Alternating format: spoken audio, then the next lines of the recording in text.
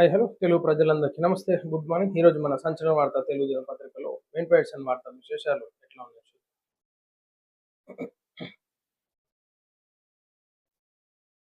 కంటిన్యూగా ప్రజెంటేషన్ ఇంకా నడుస్తూ ఉంది, కానీ ఇంకా ప్రజలకి న్యాయం జరగలేనటువంటి పరిస్థితి. అధికారులు ఎట్లా ఉన్నారో, మన యంత్రాంగం ఎట్లా ఎట్లా ఎట్లా ఉందో, సర్వం పనితనం ఎట్లా ఉందో చూసుకోవచ్చు. ఇదే నిదర్శనం అన్నమాట.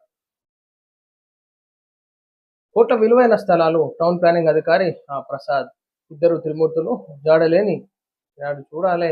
40 అడుగుల డొంక ఎన్ఎస్పి కాలువ అల్వాపురం అల్వాపురం ఎంపీడీఓ ఈనాడు పట్టించుకోలేనటువంటి పరిస్థితి.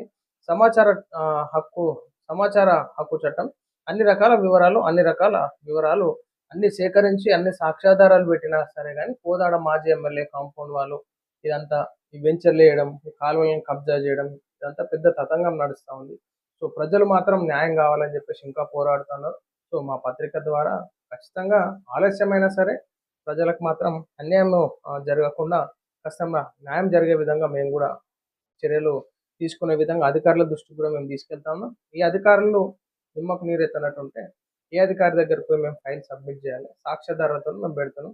సో ఖచ్చితంగా ఈనాటి కాల్వ పనులు పురోగతి మాత్రం ఖచ్చితంగా రావాల్సిందే. గ్రామ పంచాయతీ లేఅవుట్లో ఉన్న గ్రీన్ బెల్ట్ సైతం కట్టబెట్టిన అక్రమార్కుడు. సంచలన వార్తకు మొహం చాటేస్తున్న ఇరిగేషన్ రెవెన్యూ ఖమ్మం జిల్లా నెలకొండపల్లి ఎంపీడీఓ. ఎందుకు చాటేయడు? మొత్తం సిగ్గుపోయినట్టు అవుతుంది. ఇటువంటి వాళ్ళు ఉంటే, ఇటువంటి అధికారులు ఉంటే కబ్జాలు చేయకపోతే ఏం చేస్తారు? డబ్బులకు దాసోహమైనటువంటి అధికారులు ఉంటే కబ్జాలు ఖచ్చితంగా జరుగుతాయి. కాబట్టి ఇవన్నీ కక్కియాలి, ఇవన్నీ ఈ అధికారుల దగ్గర నుంచి. అజ్ఞాతంలో మరో ఇద్దరు త్రిమూర్తులు, కోట్లు కొల్లగొట్టిన అక్రమార్కులపై ప్రజా ప్రభుత్వంలో చర్యలు ఉంటాయా? కోదాడ మాజీ ఎమ్మెల్యే కాంపౌండ్లో బరి తెగించిన ఎర్రన్న. సో ఈ విధమైనటువంటి కార్యకలాపాలు జరుగుతూ ఉన్నాయి. కోదాడ అడ్డాలో ఓ మాజీ పంచాయతీ కార్యదర్శి బాదుషా మొత్తం బరి తెగించినట్టే కదా. ఎర్రన్న అడ్డాలో వాసవి హైట్స్లో అడ్డగోలు అక్రమాలు ఉల్లంఘనలో భాగవతం 5,600.75 స్క్వేర్ ఫీట్స్ నిజమే కదా. సో ఇదంతా టోటల్ క్యాల్కులేషన్ వేస్తే ఈ కాల్వ ఎంత పొడవుల కబ్జా అయింది, సో ఎన్ని గజాల జాగా, ఎన్ని స్క్వేర్ ఫీట్స్ జాగా కబ్జా అయింది, ఇవన్నీ బయటికి తీస్తా ఉన్నాం అన్నమాట. సో ఖచ్చితంగా కలెక్టర్ గారి దృష్టికి కూడా మేము సబ్మిట్ చేస్తాం. అన్ని సాక్ష్యాధారాలతో ఖచ్చితంగా న్యాయం జరుగుతుంది. వచ్చే సార్వత్రిక ఎన్నికల్లో మహిళా రిజర్వేషన్లు చట్టసభల్లో వారి ఉనికి చాటేందుకు అవకాశం. దేశ మహిళలకు లేఖలో ప్రధాని మోడీ వెల్లడి.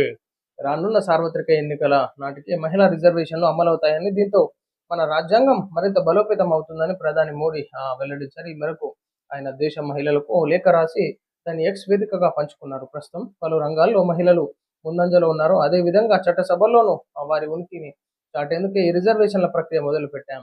పార్లమెంట్లో ఏప్రిల్ 16 నుంచి జరగనున్న 3 రోజుల సమావేశాల్లో నారీ శక్తికి వందనం అధినియం బిల్లులో సవరణలు ప్రవేశపెడతాం. దీనిపై ఏమాత్రం ఆలస్యం జరిగినా అది భారతదేశ మహిళలకు అన్యాయం చేసినట్టే. 2029 లోక్సభ ఎన్నికల సమయానికి మహిళల రిజర్వేషన్లు అమల్లోకి వస్తాయని అంటూ దేశ మహిళలకు రాసిన లేఖలో మోదీ పేర్కొన్నారు. భారతదేశ కుమార్తెలు వారి హక్కుల కోసం జీవితాంతం వేచి చూడటం సబబు కాదు. చట్టసభల్లో వారి గొంతుకను గట్టిగా వినిపించే సమయం వచ్చింది. దీంతో ప్రజాస్వామ్యం కూడా దృఢంగా మారనుంది. జరగబోయే పార్లమెంట్ సమావేశానికి రాజ్యాంగ సవరణ ఆమోదం కోసం దేశం నలుమూలలో ఉన్న కోట్లాది మంది మహిళల ఆశీస్సులు కోరుకుంటున్నాను. మీరంతా మీ స్థానిక ఎంపీలకు లేఖ రాసి పార్లమెంట్ సభల్లో పాల్గొనాలని వారిని కోరండి అని మోడీ ఆ లేఖలో రాసుకొచ్చారు. 2023 పార్లమెంట్ సమావేశాల్లో నారీ శక్తి వందనం అధినియం రిజర్వేషన్ బిల్లును ప్రవేశపెట్టారు. చట్టసభల్లో మహిళల రిజర్వేషన్లకు సంబంధించిన ఈ బిల్లులో సవరణలు జరుగుతాయని, లోక్సభ 1/3 వంతు సీట్లను మహిళలకు కేటాయించాలని నిర్ణయించారు. అంటే మొత్తం 816 లోక్సభ స్థానాల్లో మహిళలకు దాదాపు 273 సీట్లను కేటాయించేలా చట్టంలో సవరణలు చేయనున్నారు. సో ఖచ్చితంగా నిర్ణయాలు బాగుండి ప్రజా శ్రేయస్సు కోసం రాజకీయంలో ఈనాడు శ్రేయస్సు కోసం రాజకీయంలో మహిళలను కూడా ప్రోత్సహించడానికి చేసేటటువంటి కార్యక్రమాలు అయితే బెటర్. కానీ నాడు అన్యాయం చేసే దిశగా ఉంటే మాత్రం ప్రజలు అన్ని చూస్తూనే ఉంటారు. దేశానికి గాంధీ అంబేద్కర్ రెండు కళ్ళు. దేశానికి గాంధీ అంబేద్కర్ రెండు కళ్ళ లాంటి వారని సీఎం రేవంత్ రెడ్డి అన్నారు. స్వాతంత్రం పోరాటంలో మహాత్మా గాంధీ పాత్ర ఎంత ఉందో దేశాభివృద్ధిలో అంబేద్కర్ పాత్ర అంతే ఉందన్నారు. లోయర్ ట్యాంక్మన్లో నిర్వహించిన డాక్టర్ బిఆర్ అంబేద్కర్ జయంతి వేడుకల్లో సీఎం రేవంత్ రెడ్డి పాల్గొన్నారు. ఈ సందర్భంగా అంబేద్కర్ విగ్రహానికి పూలమాలలు వేసి నివాళులర్పించారు. అనంతరం సీఎం మాట్లాడుతూ ఆ ఇదొకరు మహానుభావులు దేశానికి రెండు కళ్ళ లాంటి వారని అన్నారు. రక్తం చిందకుండా యుద్ధం గెలుపు వచ్చిన గాంధీ నిరూపించారు. బలమైన దేశంగా భారత్ ఎదగడానికి అంబేద్కర్ కృషి చేశారు. ప్రజల కలలు సాకారం చేసేందుకు ప్రభుత్వం కృషి చేస్తుంది. అలాగే తెలంగాణ ఉద్యమంలో గద్దర్ పాత్రను ఎవరూ మర్చిపోలేరని సీఎం తెలిపారు. గత ప్రభుత్వం కేబినెట్లో దళితులకు ప్రాధాన్యం ఇవ్వలేదని విమర్శించారు. కాంగ్రెస్ కేబినెట్లో దళితులకు ప్రాధాన్యం ఇచ్చామన్నారు.